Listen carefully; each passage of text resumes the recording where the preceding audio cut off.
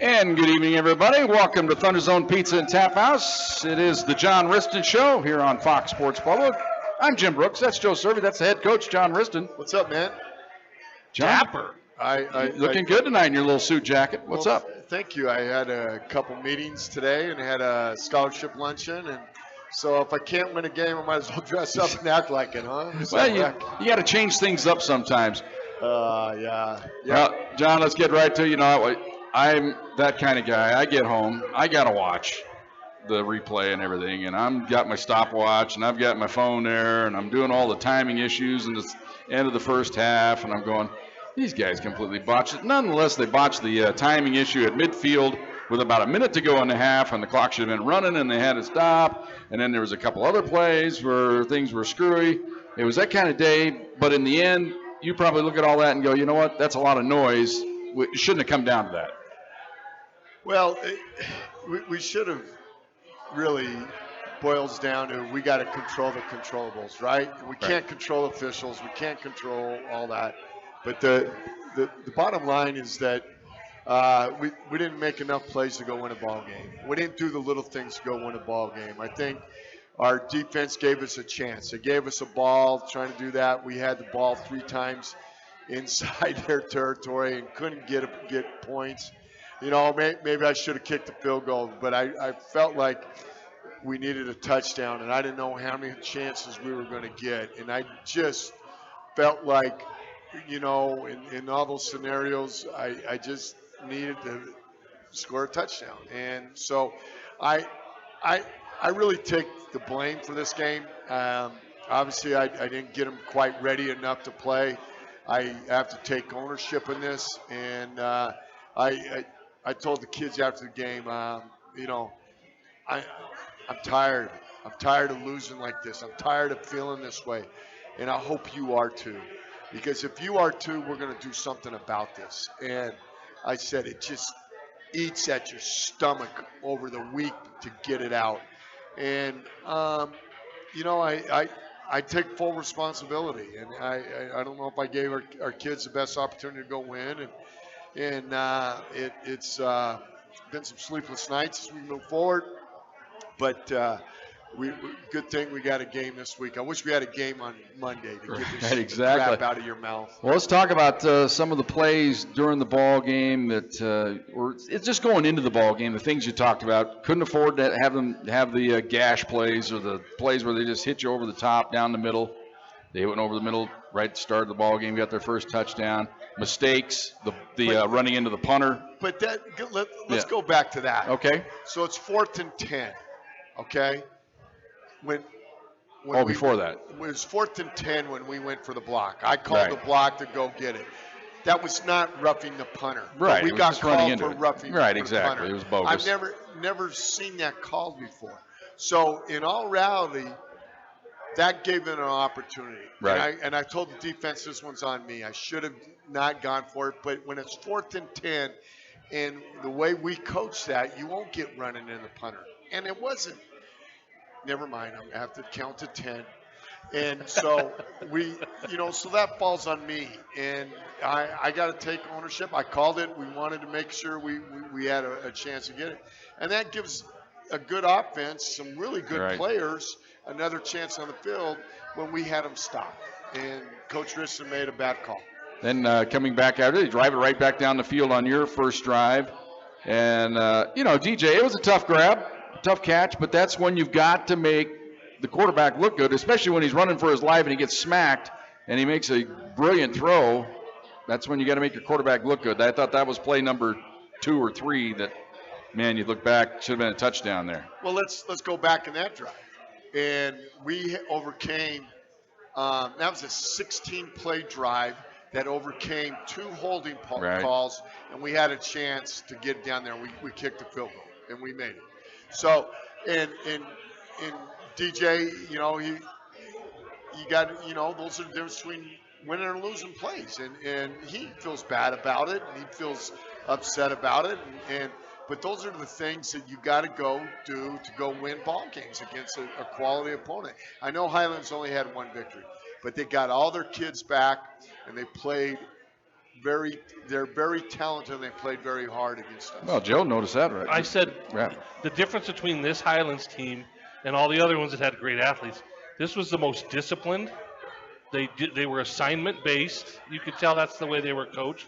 They didn't get out of their comfort zones, and they just ran what they ran. They ran well, and it was just over and over and over. And Jim and I looked and said, yeah, they weren't the most polished of players, but they were disciplined, and they knew that if this one we're going to try this play, and this play. Well, I tell you, the difference is their safeties.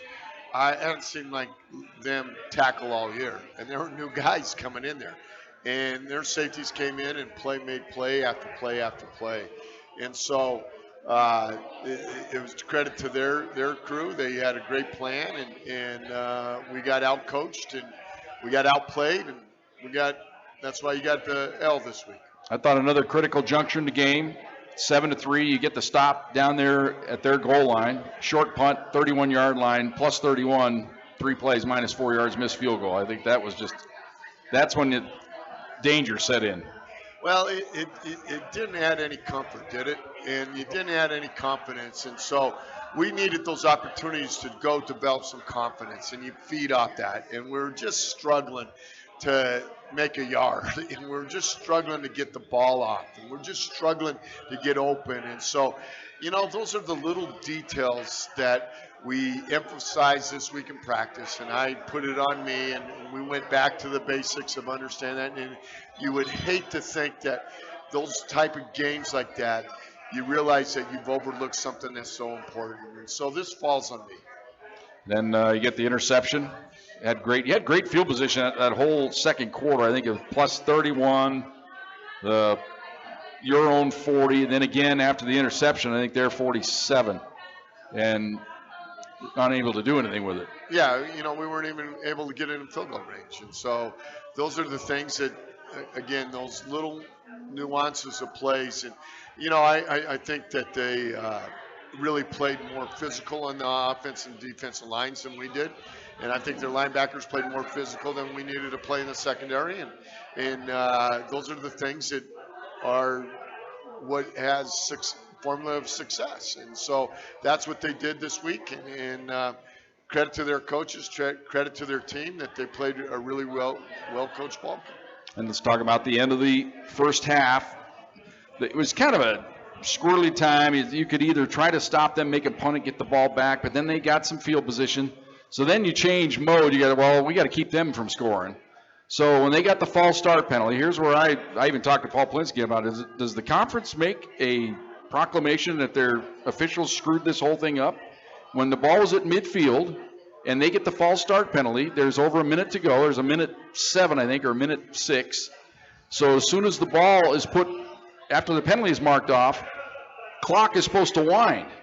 Unless you had the option, being on defense, you could have said, they had to have gone to you and said, hey, do you want the clock to start on the snap or to start on ready for play? And evidently they didn't do that, and the clock should have been running. The clock should have stopped on the snap no matter what, in my opinion, because whatever the clock was doing before that play is the way it should be. If the clock was dead, out of bounds, then it's a dead ball. But it was running. It was running. Yeah. So in my opinion, it was going to start on the whistle, not on the play. And so which would have been 12 seconds. Exactly. So I don't understand why it even has to be an issue, because the way the rules are written, it gives an option. The clock starts the way the play was before. If it's out of bounds, it's out of bounds. If the ball's in play, it's in play. And so the clock should have started when the official put it in play after the penalty. And I'm calling for this on the air. I'm going, hey, the clock's got to be starting. So it's not like, hey, if you're in the know and they're the guys wearing the hats and the stripes, they're supposed to know that if the clock didn't wind there. So they would have had the option then to take a timeout. Then they wouldn't have had that timeout down on the goal line. So now let's go down to the 4-yard or the 1-yard line. There's 4 seconds to go in the game, or in the half. You run a running play. We all know running plays take 4 to 5 seconds. The quickest you can get a play off is usually 5 seconds. You take a snap and throw an out pattern or something, get it out 5 seconds. That's usually the max, isn't it? So they managed to get one off in 3 seconds with their athletic director on the trigger of the clock. I'm just saying this is squirrely. I'm watching it, and it's like there's no way in the world you can make this happen. So the question is, is there an explanation from anybody? Well, I heard it. I guess the explanation was the line. I heard a timeout called. How can you hear that? Let's watch it on tape.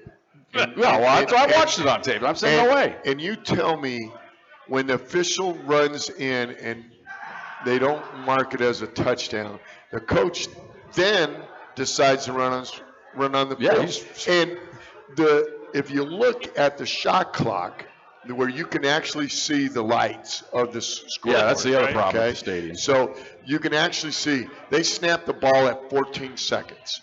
All right? When the white hat turns around and looks for the timeout, it's at 8 seconds. So you tell me what. That's 6. I thank you.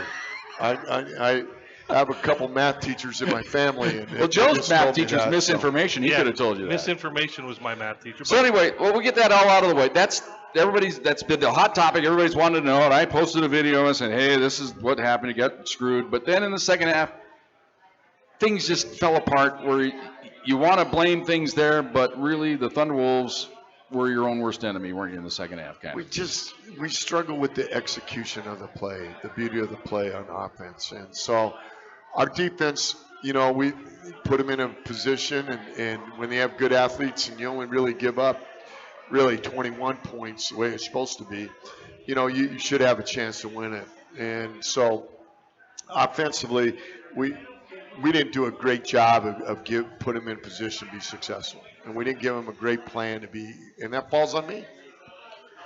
What you got, Joe? You kind of answered it.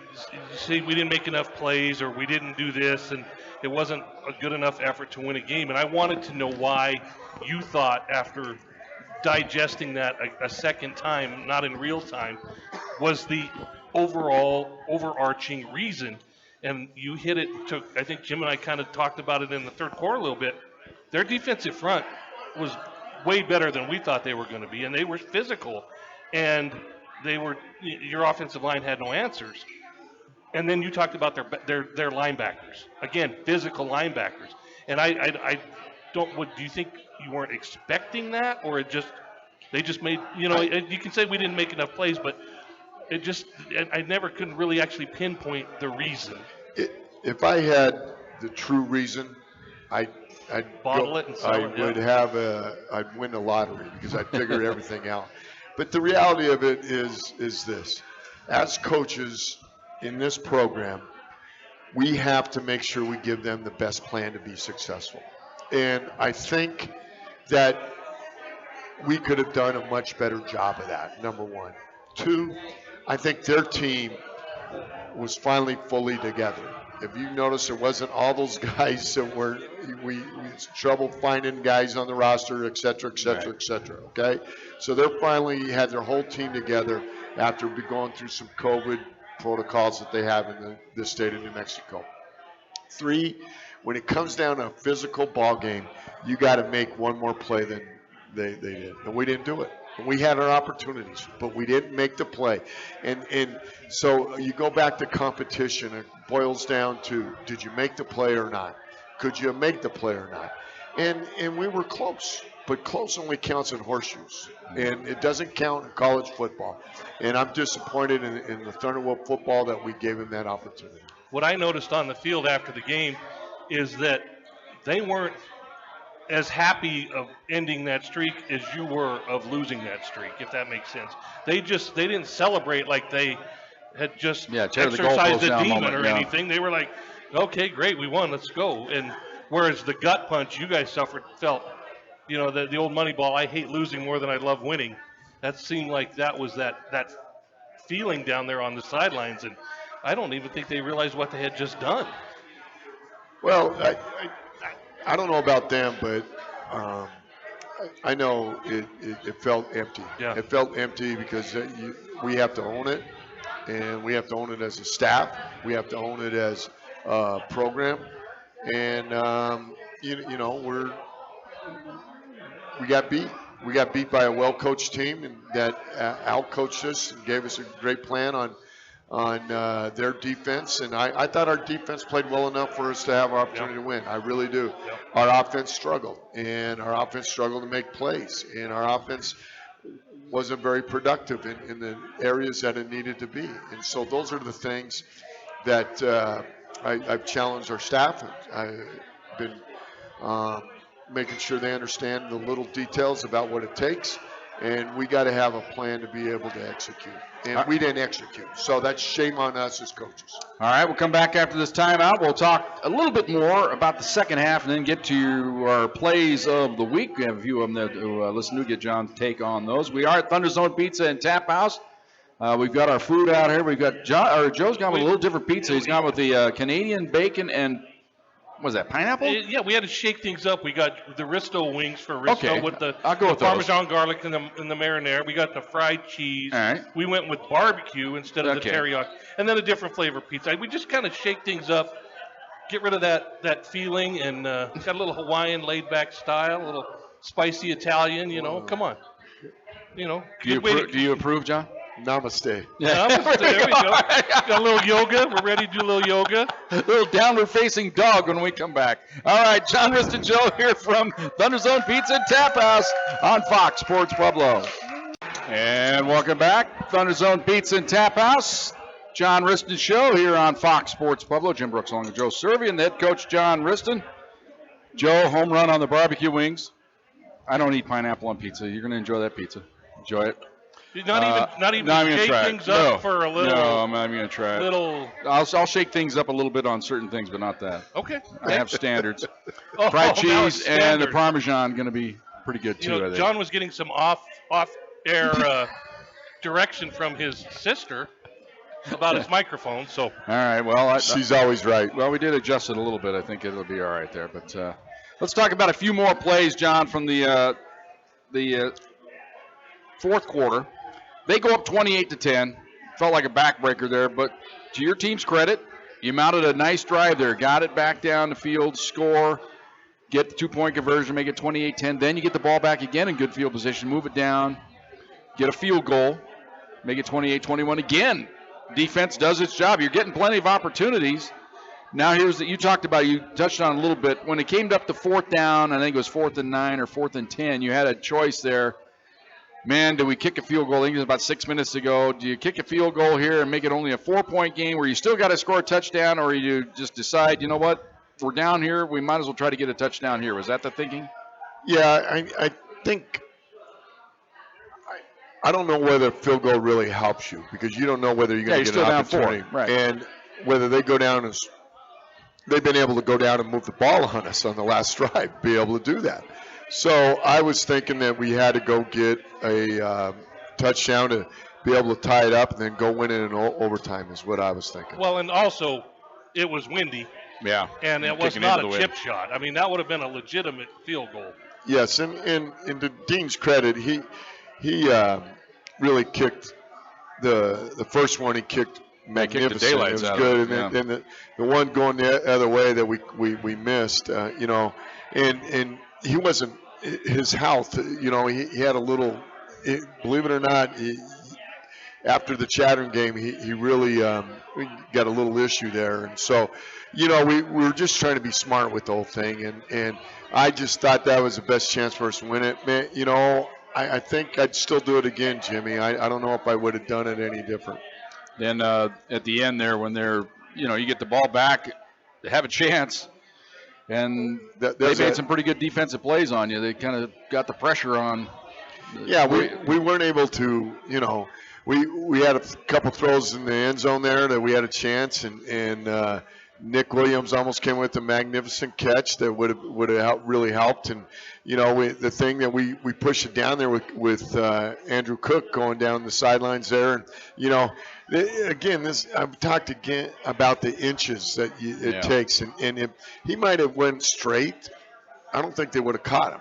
But he kind of cut where he was and had leverage on him and kind of tripped him up down there. So, it's just a game of inches, and we didn't fight and scratch and claw for those inches. And then the other play that I don't know if we questioned, we just wondered, it was when you're in the heat of the moment and there's 55 seconds to go, you get the first down there after the run by Bingham, I think it was, where he got down to the 20, went up and clocked it instead of having a play ready to go. But I'm sure, talk about the mechanics of that when you get down there. Was that a preset thing? Hey, we get the first down there, we got to clock it, or was it just helter-skelter at that point? In reality, I wish I would have had that call back again, Jim. I thought that if we would have clocked it with the first down, because the clock's dead, you only lose 3 seconds in your own versus running another 20 seconds with another play. So in my mind, I thought clock, give us a little break, catch our breath, and then we got to go 3 plays in a row if we needed to. So I wish I probably had that call back again in my mind. I think that I felt like we needed to clock it because that would have saved the time, because the clock is dead when it's first down, and then you can clock it versus going over the ball and saving 3 or 4 seconds was my mindset. Yeah, and then if you run a play and it's a negative play, then you got to clock it, and then you're third and forever. Instead of you're banking on 2nd and 10 rather than 3rd and disaster. Yeah, and I was thinking we got 4 downs anyway, so I'd rather not get a bad play call in, or but I think we worked on this again, and I probably would not have clocked it. Okay. All right, let's get to some of the plays from the ball game, and we're going to start off with one of the most exciting plays of the game. You get the game within 7-3, botch a couple things, unable to get a score to go ahead. They go up 14-3, but you come back, you get it at midfield, and this guy is making some great plays this year. To the left this time, Cook in the slot to the left, Nigel Mitchell wide to the right. And straight drop back, they look at the sideline. They're going for it all for Nigel Mitchell. He's in the clear, he's got him, touchdown, Thunderwolves! 47-yard strike to Nigel Mitchell. Okay. Well, we need somebody to come over. Could you guys hear that? Yeah, I think we got it. We need to get the speaker turned down a little bit on the plays. It was stadium sound. But what a great throw and a great people don't realize that takes a little skill, John, to fake out a cornerback and get around him without the cornerback able to get a shot at you and get to full speed. Yeah, Nigel's coming and gaining confidence. He's a fast dude, but running routes and being able to catch balls and getting out of breaks, it just doesn't happen. And people think you can just throw a guy out there, and Nigel's really a speedster, and he's learning how to play the game, and he's doing a great job. I thought we had great protection on that throw. I thought Devin did a great job of looking the safety off. We got the right coverage. We got the right guy covering it, and he hit him in stride, and that was a wonderful executed play. All right, our next play we're going to listen to is a chance for the defense to make a big play. Atkins looks up the sideline, comes over the middle, intercepted! Back the other way across the midfield stripe, cutting back inside. It's Howell. Gets one break of a tackle, goes down at the 42-yard line. Patrick Howell making the interception for the Thunderwolves. Well, he's made the move to the inside, John, and he's flourishing at the inside linebacker position. Yeah, so I think the unique thing about Patrick, he was originally on the inside. We moved him outside, and so that was able to help us when we got some injuries there. And so when we really lost 2 starting inside linebackers, Luke and Wild. And so we were down to figuring out what our best personnel was, and so we moved Patrick inside. So on that play, Patrick read the quarterback's eyes beautifully, and he kind of hid behind the official. I don't know if you saw that. And that official was you could hide behind him. And and he snuck in and got that and gave us a chance to go win that. And I wish he would have kept running right down the sidelines, but cut the other way. And so, but that was a great play by Patrick and gave us a great opportunity. He got taken out at least one other time in the game, that official. Yeah, he's really agile. Yeah. Yeah, they blew a play dead. I remember that when the other guy said, we got to stop the play. He's on his back. We can't allow this play to go forward here. But, that was the best hit of the day. Since we're on official, John, the first penalty of the game, the guy that's 40 yards down the sideline, I mean, That guy looked like Larry Walker tossing that flag in. I thought they took the ball bearings and the BBs out of the flag. They're going to hurt somebody throwing those flags like that. He threw that thing 35 yards. I wish they'd throw it at each other. Yeah. I wish they would throw it at each other. And, I always say, always beware of the guy with the pad and the pencil. The administrator, I don't know if that's always that guy's job with the F on his back. I could think what F is for. But he was, when the guy's writing down, that always worries me. But anyway, that's another thing. So just another thing. My love for the guys in the stripes. You and John both tonight. Yeah, I know. That was crazy. All right, so let's move on now. They get the, third quarter offense coming out of the locker room. We thought it was probably important, especially after they get the Squirrely touchdown to go up 21-10. You guys needed to do something in that third quarter to get it back to 21-17. Instead, you fall down 28-10. I think it was just. Well, we never responded. We never responded to the challenge. We never responded to the ebbs and flows of the ball game.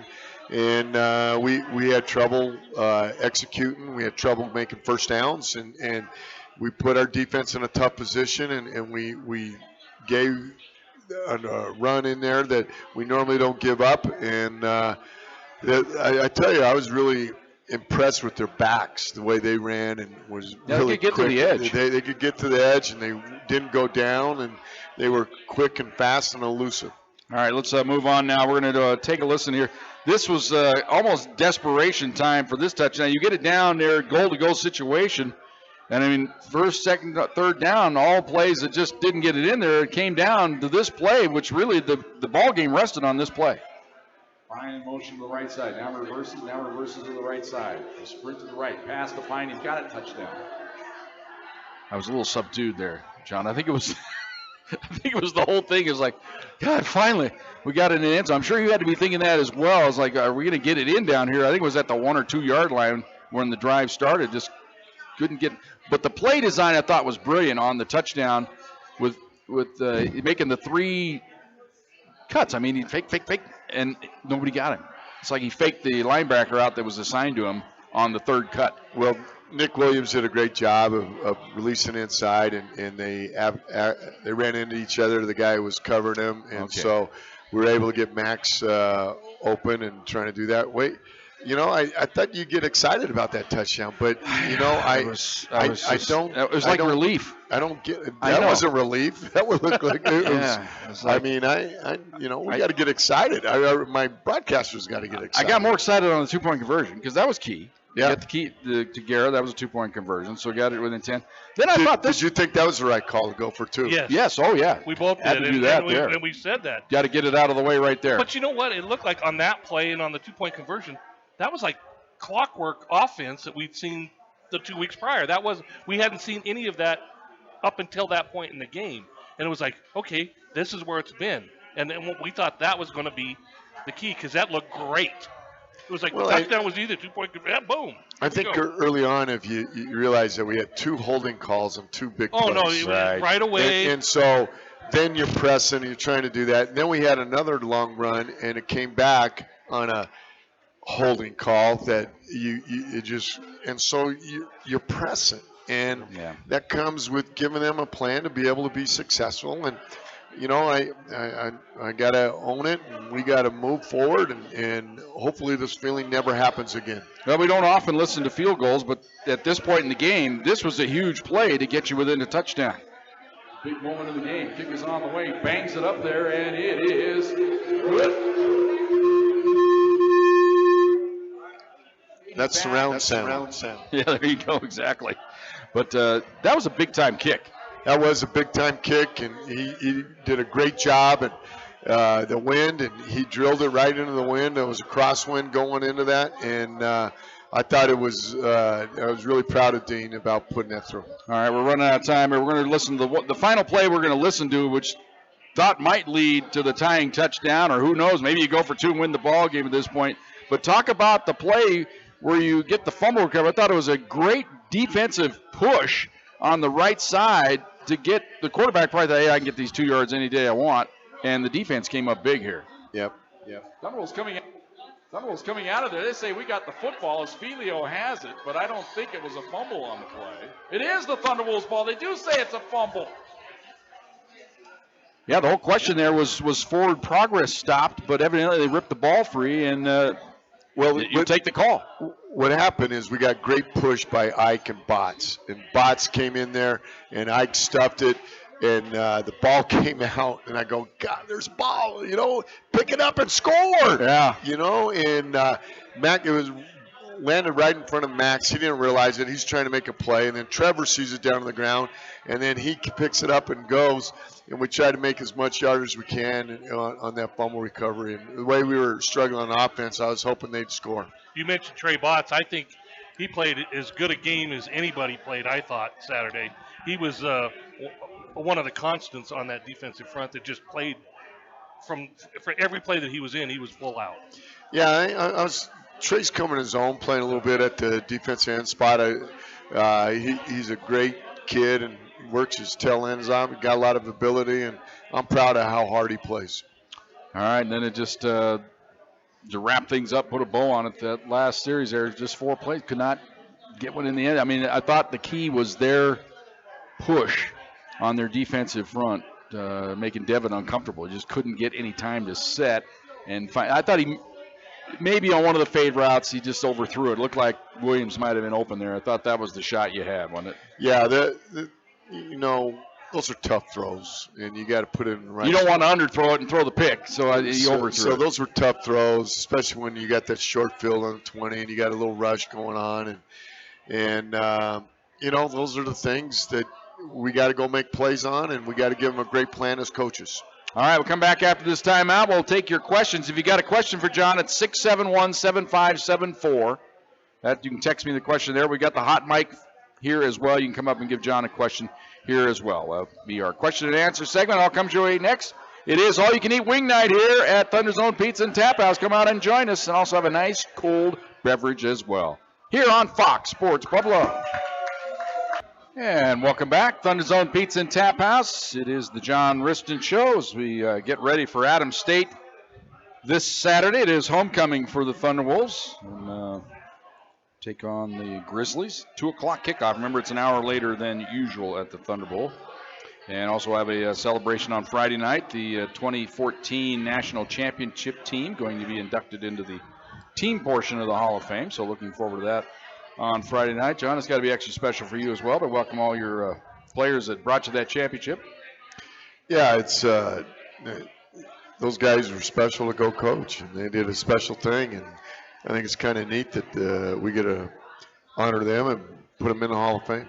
All right, we'll look forward to that on Friday night, and then the rest of the Hall of Fame festivities. Can I get a couple of those guys back? Yeah, that'd be nice, wouldn't it? Yeah. If you had to have one. If you had to have one from that team. Morgan Fox. Okay. Well, I guess if he's a starter in the one, NFL. One offense and one defense? Yeah, okay, offense. Offense. Can I get a hybrid of Cameron McDonald and Paul Browning? There you go. Take them both. All great choices. And Bonner. I'd take Bonner back in a heartbeat right now, too. Yeah. And then, well. It was fun. Jim and I we're fortunate enough to get to be a part of that Friday night and introduce the team. And going through the names, it just every name you look at just brought back memories. Yeah. You think of like a guy like Josiah Flack. Yeah. He's just kind of a role guy all season, and then in the national championship game, how about that? How about Floyd's interception in the game against West Georgia? I mean, there's a guy that just came out of the guys you need to make plays. And one of our favorite names, just kind of a role player, was Freidlich. I feel a little better talking about the 14 team than I talk about last Saturday's game. Let's dive right back into it. We got the question and answer segment. Here, we got one final thought. Well, it's not often we get to say Freidlich Dort. That's just a name you don't get to say very often. All right, one of our favorites. All right, Uncle Charlie, he's got a long-winded diatribe here, John, but we've more or less covered everything he's asking about here. So, Charlie, thanks for the contribution there, but I think we covered it all. That was the whole first half of the show. We have to address Uncle Charlie. Well, he's special. I mean, last week, I don't think he texted in. No. And so, Uncle Charlie, I'm blaming this on you. Because you did not text in and ask a question. Yeah. So I hope you understand how important your role is. Those little things I've stressed all week really means something. And your questions did not happen because I don't know whether you were up spotting wolves or you were down there hunting feral hogs or doing something down there in Texas. I don't know what you were doing. Well, one of his main questions is what the hell happened. Well, we know what the hell happened. You didn't listen last week. Yeah. And didn't get a question. So, all right. So that we've just solved it. We can. Good night, everybody. All right. But anyway, let's see what else we got. Ken wants to know what do we got to do to get the offensive line back to where they were for a couple games there. It's like they had a little setback this week where they just get. It's like they got just the bull rush is what was concerning me, John. The bull rush off the edge, getting right back, into Devin's face. Yeah, I think we got to go back, and we stress this way. Coach Simons brought it. We went back and just really tried to make sure we were productive at what we're doing, and that's the fundamentals, and making sure that we were solid on our targeting, making sure we're solid on our techniques, and we got to embrace those things. And so, we got to be better at that. And I'm just telling you, this New Mexico Highlands team, their talent on their defensive front was as good as anybody around. And so I got to give them credit, number one, and we got to do our job. And so I don't think we did our job, Ken, but we are getting back to the basics, and hopefully you'll see that Saturday. Yeah, I think it's like the rushing stats were upside down compared to most times in the past against Highlands. They had 188 or something. We were under 100. Yeah, that's got to flip. That's got to flip. That's embarrassing to me. All right, listener 6 always checks in every week. Has a team with 3 losses ever made it to the postseason tournament? So obviously, what he's referring to is that the Thunderwolves win out. You win a share of the conference title. That's guaranteed if you win your final 4 games, because you have defeated Western and you would have defeated Mines, 2 teams that are ahead of you. So everybody would have 1 loss in theory. Western would have 2. Would have 2. So, but you'd have a share of the conference, but would you have a chance to sneak in? What do you think? Well, let's throw this scenario in here. Mesa beats Mines this week. They have 1 loss. Mines has 1 loss, and we play Mines, and we beat them, and we beat Western. We win it. Win the conference. Yeah, because all the way. Yeah, all right. I can see that. I feel you. The good news is So, to the answer to the question, and John, he was on the committee forever. Yeah. 8-3 gets in sometimes. There are 3. This year's going to be really. There's not an undefeated team in our region, Right. and so there's. And you forget that the automatic qualifier for the RMAC champion. So there's some things that got to take place, yes. But there are 3 losses. There've been that in Region 2 when the Gulf South is beat up on each other. There's been those things. So, yeah, we got a chance. There is a chance. In the same breath, we've also seen 9-2 not get in. Sure. And that's so you just. But it's different years. It is. It's Right. You got an different extra years for team them. too. Yeah, no, and extra. the playoffs they're bigger now. Yeah, so you got that extra 7 instead of 6 per region. Well, it's always been 7. There's always been 7. There's always been 28. Number 1's always got a bye, and the other 6 played. All right. So that covers that. Well, Any other? early on in the playoffs, there was only 6. Early on, yes, in 11 and 12, and then they changed. Okay. That's when That's what you're referring. a to. 9-2 team didn't get in. Right. I know when it was 2014. I know that 9-2 team. Yep. Yeah, that was right. All right, we're going to take one more time out. We thank everybody for your questions. Hopefully, John answered them satisfactorily. I thought we did. I thought we covered a lot of. I got 2 or 3 others we covered already, so no use rehashing them. But we'll come back after this timeout. We'll talk about this week's opponent, Adams State. All comes your way next. This is the John Wristen Show on Fox Sports Pueblo. Kind of like it. Kind of like the music, bringing us in there. Heavy. All right. John Wristen Show, final segment here from ThunderZone Pizza and Tap House here on Fox Sports Pueblo. Jim Brooks along with Joe Cervi and the head coach, John Wristen. And John, we got a chance to get better this week. And it's homecoming. It's always a special week around campus and for the football team. A very familiar opponent, Adams State, coming into town. What do we expect? Well, I think, one, need to expect that the Thunder Wolves are going to go out and play hard. And if they don't play hard now, I need to make sure that we find enough players that come and do that. And so I'm more worried about us than I am Adams State, to tell you the truth, Jim. And I want to go address what our concerns are. And, you know, we're playing in this gold box we talked about. The last 4 games where our best ball should be. So I'm really challenged the guys about making sure that we have that opportunity. But Adams has very, very good explosive players. Number 17 is as good as any receiver in the country. And then number 2, he's a safety and a wide receiver catching balls. Right. He made a play against Chattern that was unbelievable, that he made a one-handed interception over the middle, you know, and over the linebacker, and ran it and weaved all the way back and scored. And it was unbelievable to see his skill and the way he plays and how physical he plays. And so they got enough skilled people to make you a little nervous. Now they have struggled in their offensive line a little bit and getting the combinations of guys that want to get in there. I think their defensive line is the guys that are they're short, they're stout, but they got muscle in there a couple times, and they're inside. They're, you know, a little bit at linebacker spot. I think they're trying to play some young guys to find out in there, but their secondary is very active, and they're going to create. I wish I knew who was going to play a quarterback. Right, they had a new quarterback last week, but it's hard to tell. And so I think that would really help us, but the reality of it, they had to move a tight end because of, I believe, one, the starter got hurt in the Mesa game, and he's a kid who played against us in 19 and threw the ball all over the place against us. And then I think they had some COVID issues with their quarterback position, and so they had to move a kid that was recruited to play quarterback but ended up playing tight end. And he did a good job in the second half and really got to swinging things. He had a nice 73-yard run versus Chattern, is very athletic. And so our work's cut out again. It all boils down to us doing our job. Yeah, I noticed that. He had 100 yards rushing in the game. Well, you take away the 10 or 12, whatever, for sack yardage, but he had, like you mentioned, the long touchdown run. So he's kind of a dual threat. He is a dual threat. And they're going to run some option at us.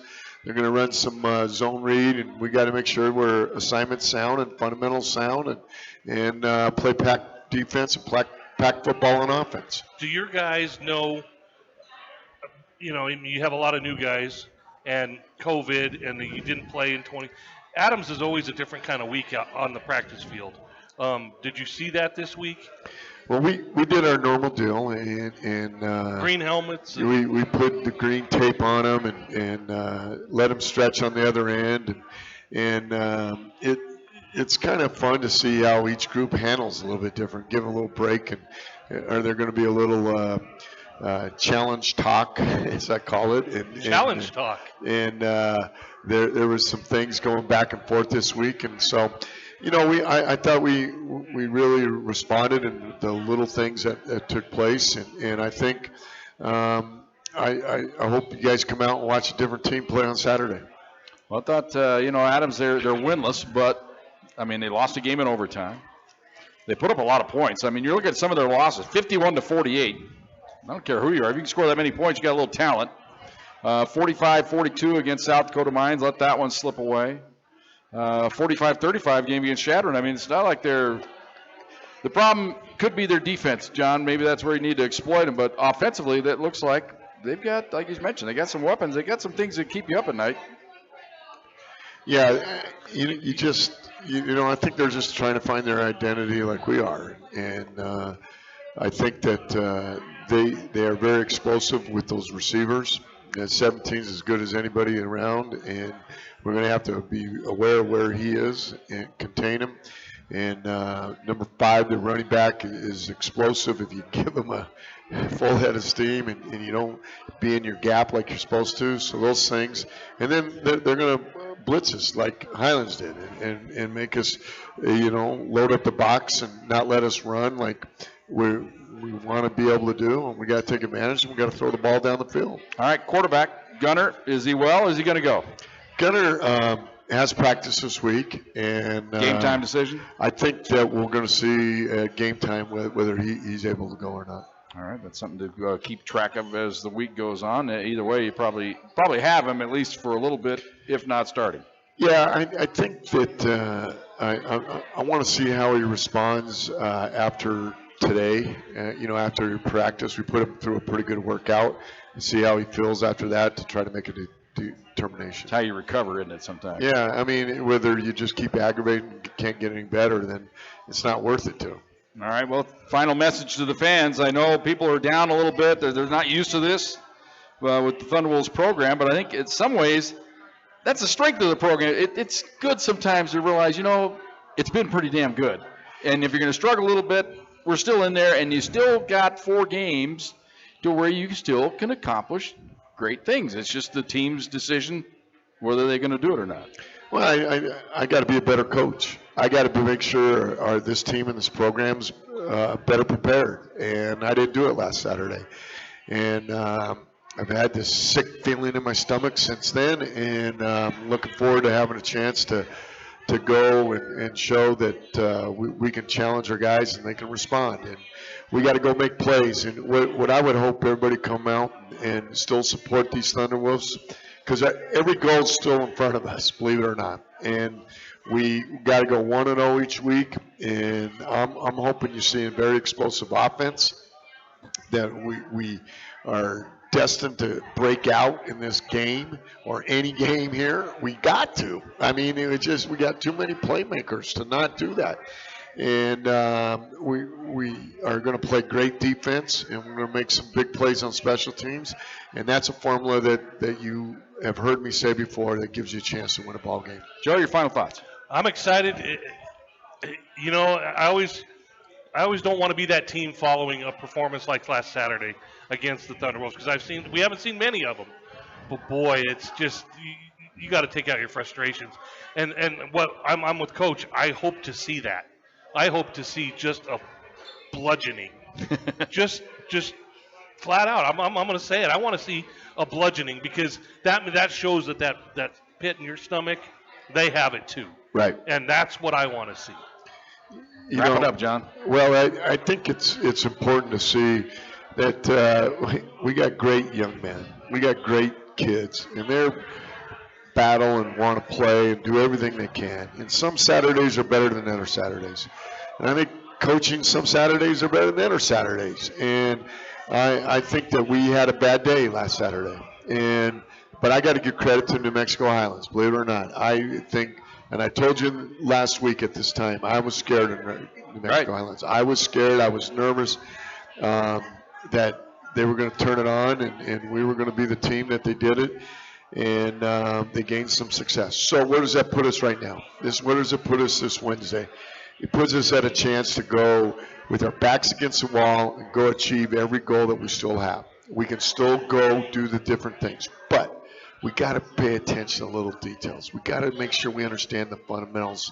We got to embrace the grind and how hard it is to win.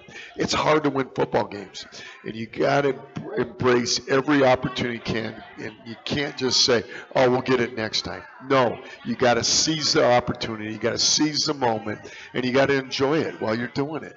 And so that's what hopefully we can get this foundation going that way, because that's Pac football. All right, we look forward to it. We'll have the ball game for you here on Fox Sports Pueblo. It's a 2 o'clock kickoff. Remember that, an hour later than usual. 2 o'clock at the Thunder Bowl, 1:30 with the pregame show right here on Fox Sports Pueblo. Special thanks to everybody involved. Trey Trazicar is the sports information guy at CSU Pueblo. Paul Plinsky is the athletic director. Ryan Howard and everybody, the entire staff here at ThunderZone Pizza and Tap House, we thank them for that. My partner is Joe Cervi. My name is Jim Brooks. For the head coach, John Wristen. Good night, everybody. Go Pack.